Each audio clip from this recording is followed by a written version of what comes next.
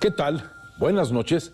Sean ustedes bienvenidos a este espacio de conversación de nombre Punto de Fuga. Y hoy tenemos a un gran personaje, el maestro Alberto Ruiz Sánchez. ¿Cómo está, mi querido maestro? Muy bien y muy contento de volver a estar contigo aquí. Maestro, la última vez hablamos de creatividad, de cómo manejabas tus ideas. Pero ahora quiero tocar algo porque creo que lo que tienes es una joya y es un tesoro, realmente. Una revista que se llama Artes de México, que yo creo que es un prodigio, porque yo la veo y yo digo, qué difícil es hacer esto, porque prácticamente es como sacar un libro. Entonces, empecé a pensar no solamente en la belleza del contenido, sino en la cabeza de Alberto Ruiz pensando como administrador, no pensando solamente como artista, como editor, como el que enriquece algo. Entonces, por eso yo quería conversar un poco contigo sobre esta dualidad que debe tener un ser humano creativo. Saber crear y al mismo tiempo saberse administrar y saber administrar su carrera. Ha sido difícil, ¿verdad? Artes de México. Sí, por supuesto que desde el principio fue un reto muy, muy grande. Pero cuando me invitaron a dirigirla en 1987, era una invitación a retomar un título que había sido fundado en los 50s y había desaparecido. Una publicación que había sido fundada por Miguel Salas Ansúrez, que fue también inventor del Museo de Arte Moderno. ¡Ah, caramba! Fue director de Bellas Artes, fue el que quitó las oficinas burocráticas de la segunda planta del Palacio de Bellas Artes. Y junto con un joven de 20 años, que se llamaba Vicente Rojo, hicieron la primera Artes de México. Pero en la invitación a dirigirla, yo la asumí junto con mi esposa, Margarita de Orellana, como un reto para crear algo que fuera de verdad autosuficiente y que fuera de altísima calidad. Algo que habíamos aprendido que podía existir como publicación de alta calidad cuando vivimos en Europa, y al mismo tiempo un medio para explorar México con los instrumentos conceptuales que los dos traíamos de Francia y que veíamos que hacía falta para pensar desde el mundo ritual, el mundo de lo que llaman artesanía vinculado a los rituales. Pero, por supuesto, yendo a la manera en que tú planteas el tema, teníamos que buscar que no dependiera de un mecenazgo único. Eso es el problema. Sino que fuera pluridependiente. Porque la cultura se acostumbra mucho al mecenazgo, sí, la cultura mexicana. Claro, y yo creo que el mecenazgo no es malo. No, pero tampoco puede ser dependiente. Si está vinculado a una productividad y a un ejercicio de la libertad, por supuesto. Pero lo que nosotros nos pusimos a hacer es ver el tipo de publicaciones como la queríamos hacer, de muy alta calidad, cómo logra ser financiada. Por un lado, por instituciones, por otro lado, el público, por otro lado, la publicidad. Juntamos todas las maneras de financiar estos proyectos, de tal manera que era como una mesa con 6 patas y que siempre falla una, ¿no? Ajá. Pero pues tiene las otras. Y eso implica mucho trabajo, muchísimo trabajo.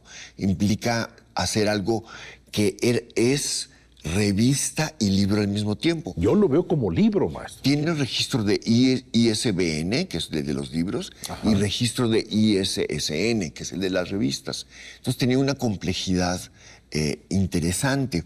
Queríamos que fuera una publicación de referencia, es decir, como una enciclopedia, pero al mismo tiempo una publicación de autores. Una fuente de consulta. Una fuente de consulta, pero que al mismo tiempo hubiera puntos de vista muy específicos, apasionados de quienes escriben sobre esos temas.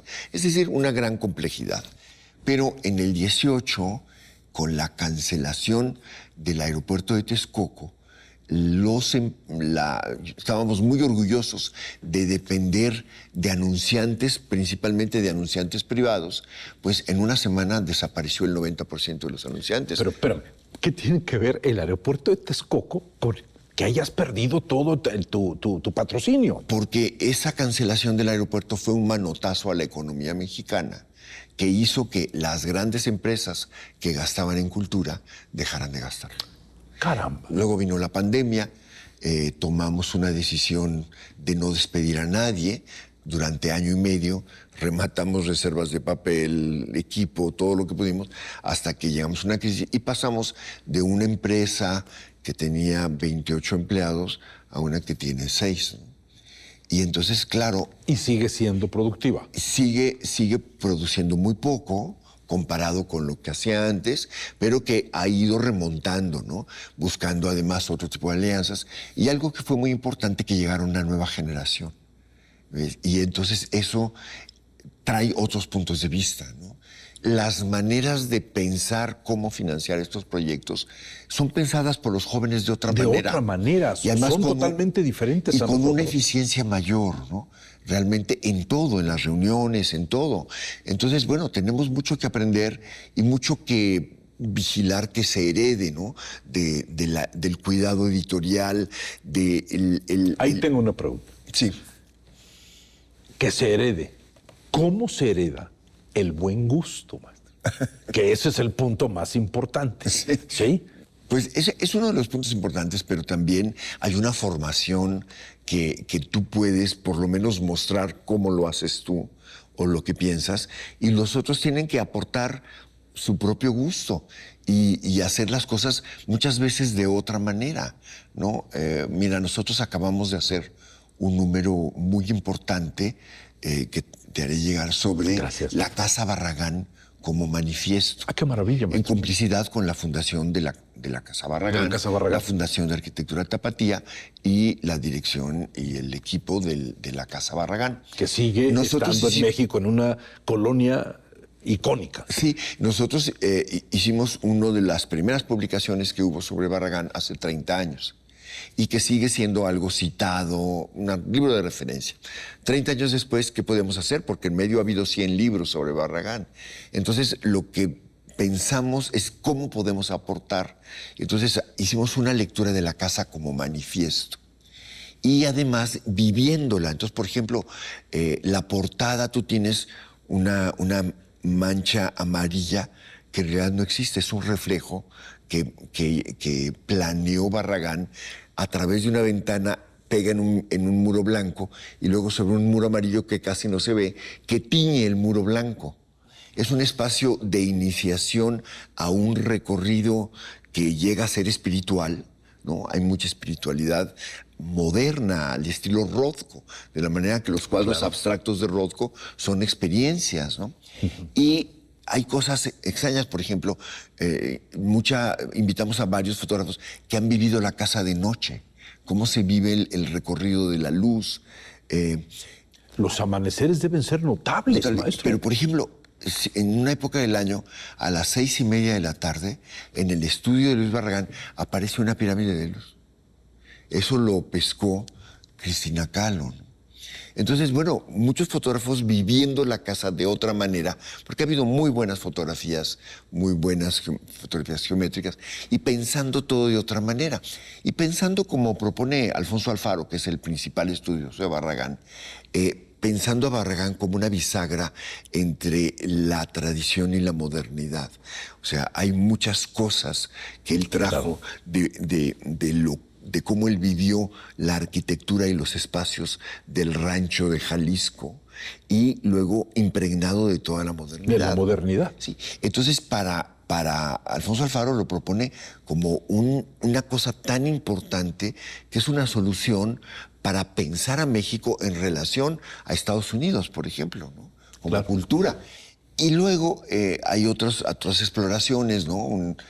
Por ejemplo, algo muy importante es que Barragán dialogaba con la gente de diferentes ideologías de su tiempo. Lo mismo José Gaos que Diego Rivera, ¿no? Entonces hay un artículo de Javier Guzmán sobre la convivencia intelectual con sus contemporáneos, que es algo bastante inusitado. Y luego hay un texto también de Adriana Malvido explorando en los archivos y en los testimonios la vida amorosa de Luis Barragán, las mujeres de Luis Barragán, ¿no? Y eso es realmente algo, además, todo pensado a través de los espacios de la casa.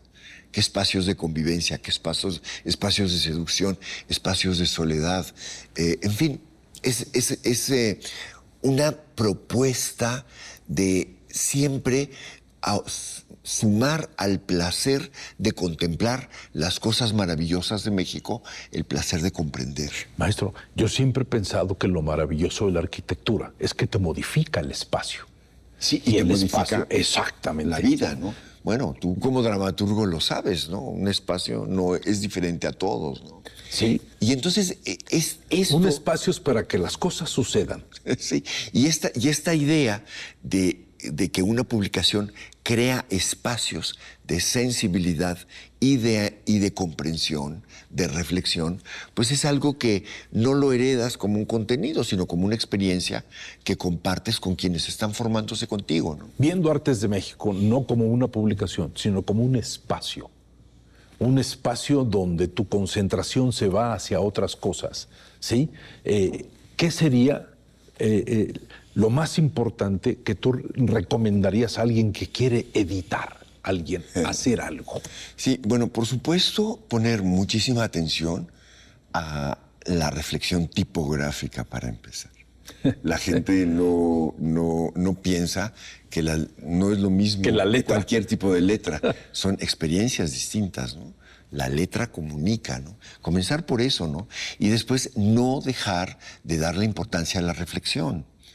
Y toda estética y todo impacto estético implica una incitación a la reflexión.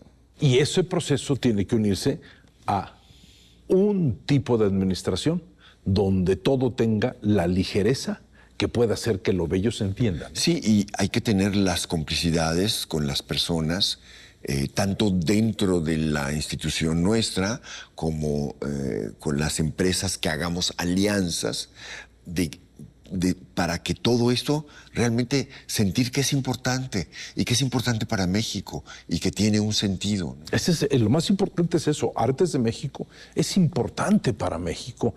Es una dimensión de muchas épocas, no solamente por los muchos años que lleva, sino por las temáticas que ha manejado. Sí, es algo con un espíritu muy barroco, ¿no, maestro? Sí, y claro, a veces es desesperante no tener los medios, porque Artes de México es una especie de enciclopedia de lo mexicano en forma de monografías. Si hemos hecho en 37 años 139 números, vamos por el 140.